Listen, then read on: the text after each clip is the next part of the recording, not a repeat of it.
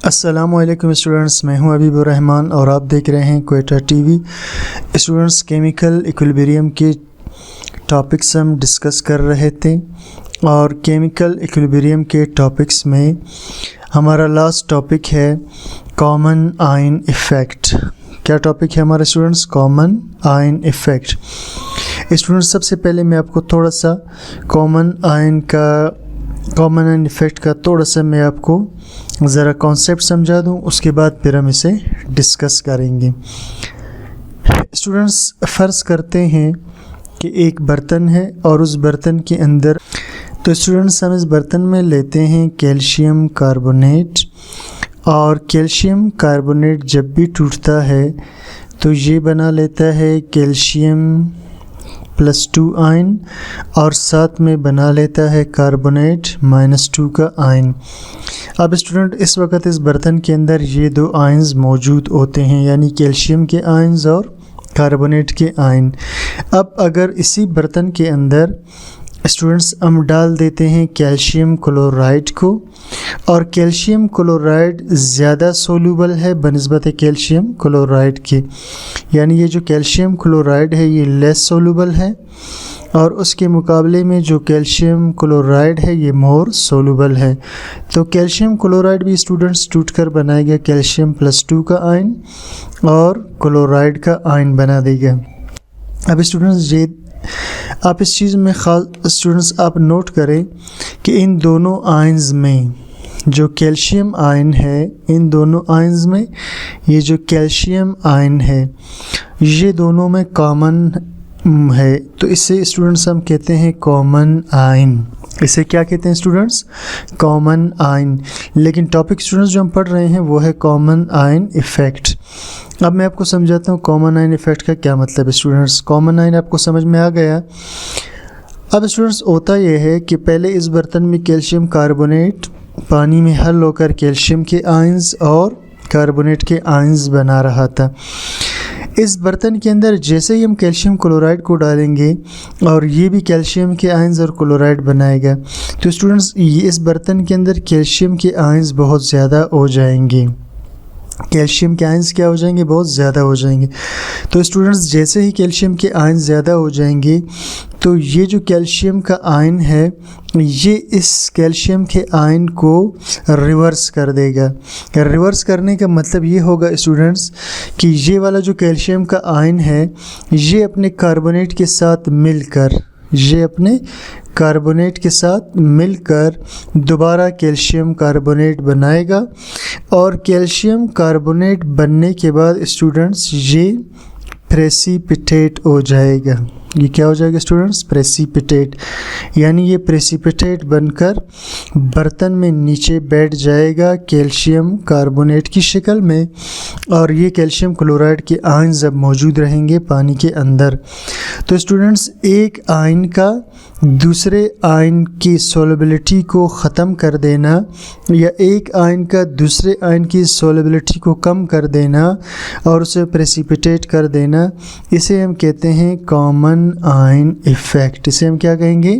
Common ion effect. तो चलिए students start करते हैं कॉमन आयन इफ़ेक्ट को। तो कॉमन का मतलब होता है स्टूडेंट एक जैसे आयन्स का, और इफ़ेक्ट का मतलब होता है असर, एक जैसे आयन्स का असर। The process in which the degree of ionization of a weak electrolyte. Electrolyte students कहते हैं ऐसी चीज़ को या ऐसे कंपाउंड को कि जब हम उसमें से बिजली गुजार दें तो वो अपने पॉजिटिव और नेगेटिव आयन्स में टूट जाए। तो ऐसी चीज़ को स्टूडेंट्स हम कहते हैं इलेक्ट्रोलाइट। इलेक्ट्रो बिजली को कहते हैं, लाइट का मतलब है टूट जाना, बिजली की वजह से टूटकर आयन्स बन जाना। The process in which the degree कहते हैं स्टूडेंट्स हद को, हद, ठीक।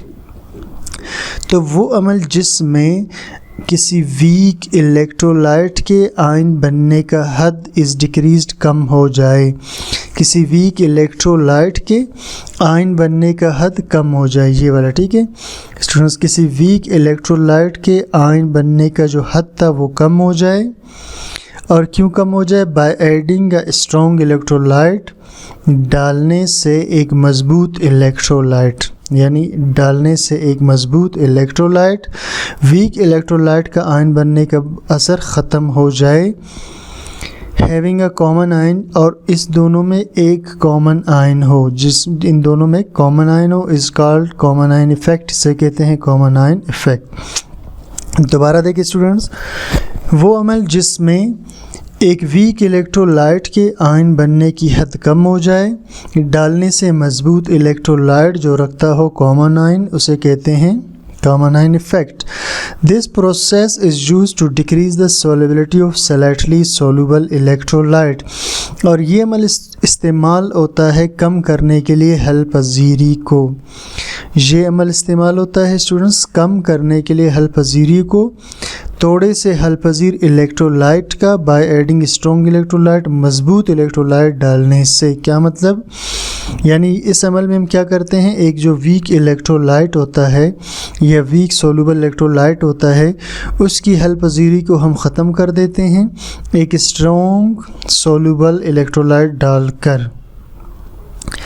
Consider the ionization of less soluble salt, फ़र्ज़ करते हैं आयन बनना एक कम हलपजीर साल्ट का, यानी कैल्शियम कार्बोनेट का। इसका नाम है स्टूडेंट्स कैल्शियम कार्बोनेट। ठीक, अब ये स्टूडेंट्स टूट कर कैल्शियम और कार्बोनेट के आयंस बनेगा according to law of mass action, और लॉ ऑफ मास एक्शन के मुताबिक हम प्रोडक्ट्स को ऊपर रखते हैं और जो रिएक्टेंट है उसे नीचे रख लेते हैं स्टूडेंट्स, और उस ब्रैकेट का मतलब होता है मोलर कंसंट्रेशन। तो molar concentration of calcium ion, molar concentration of carbonate ion, और ये कैल्शियम कार्बोनेट का मोलर कंसंट्रेशन, इसे हम कहते हैं Kc। When calcium chloride more soluble salt is dissolve in same solution, जब इसी सोल्यूशन के अंदर जिसमें पहले कैल्शियम कार्बोनेट डिज़ोल्व था, उसी में हम कैल्शियम क्लोराइड जब डाल देते हैं, when calcium chloride is dissolve, जब कैल्शियम क्लोराइड को हल किया जाए इन सेम सोल्यूशन, इसी सोल्यूशन में, then it will increase the concentration of calcium ion, तो ये बढ़ा देगा मिकदार कैल्शियम आयन का। तो इसकी वजह से कैल्शियम का मिकदार बढ़ जाएगा। पहले इसके कैल्शियम मौजूद थे, अब इसके भी आ गए, तो मिकदार बढ़ गया।